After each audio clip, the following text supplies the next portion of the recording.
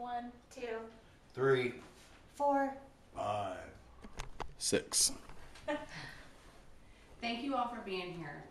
Being able to identify the different insulins, calculate the dosage, and mix them together is essential for the health and overall well-being for Aiden. It's important that anyone who may spend time alone with him knows how to do these things in case Todd or I are not available to do so.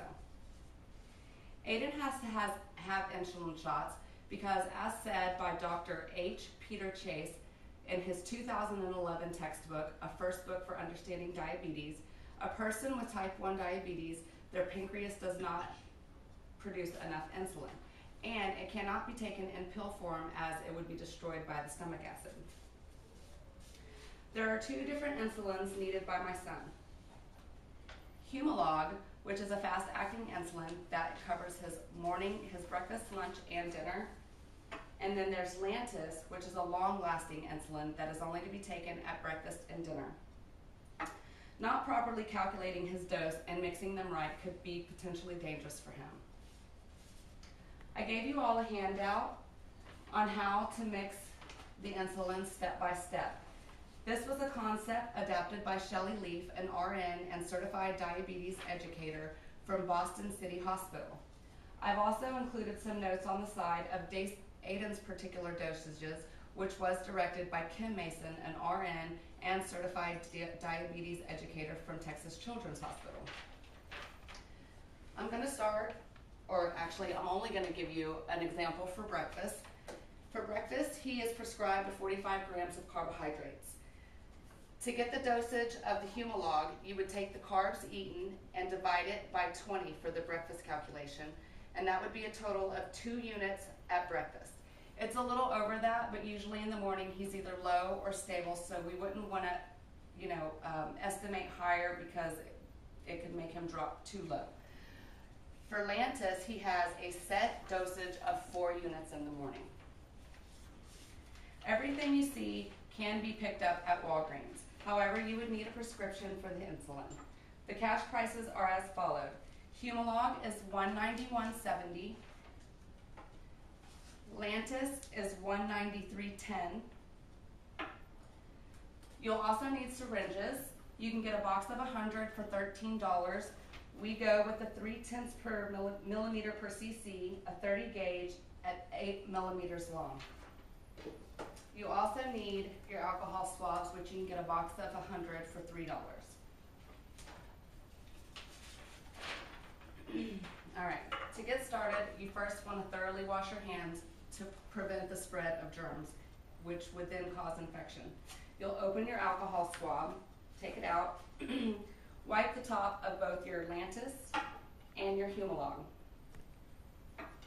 Now you'll get your syringe. Excuse me. You'll remove the lids from both the bottom and the top. Whatever air that's already in there, go ahead and push it out. We have to put air into the vials before we can draw the insulin, or it'll be too tight of a pressure and we won't be able to get anything out. So we'll start with the Lantus since it's the last to be drawn. Lantus, we have 4 units.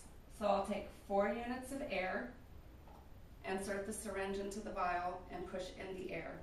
Now I'll take it out and go for my next one, which will be 2 units of Humalog. So I'll take 2 units of air, put it in the Humalog, and push the air in.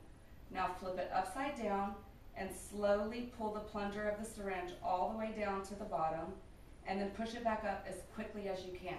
That's to ensure that you get all of the bubbles out. Now you're ready to get your first 2 units of Humalog. If, however, you still have bubbles, you can just repeat the last step by pulling it down slowly and pushing it up really quickly again until you have no bubbles. Now that we have our 2 units of Humalog, we're going to insert the syringe into the Lantus and take in 4 units of Lantus for a total of 6 units of insulin. Once they're mixed together, you should have a nice cloudy combination of the 2 insulins. You should now have a good idea of how to mix insulin for Aiden and calculate his dosages. You're more than welcome to keep your printed out material to refer back to at a later date. Remember, we are a team. Aiden may have diabetes, but diabetes does not have him. Does anybody have any questions? I do. What is the shelf life of the insulin? It's usually good up to a year if not opened. Once it's opened, you have 28 days, and then you have to discard whatever's left in the bottle as it starts to lose potency. I have a question. Does it need to be refrigerated? Once again, if it's not opened, yes it does. Once it's opened, all you need to do is keep it in a dark place in room temperature, and it'll be fine. Any?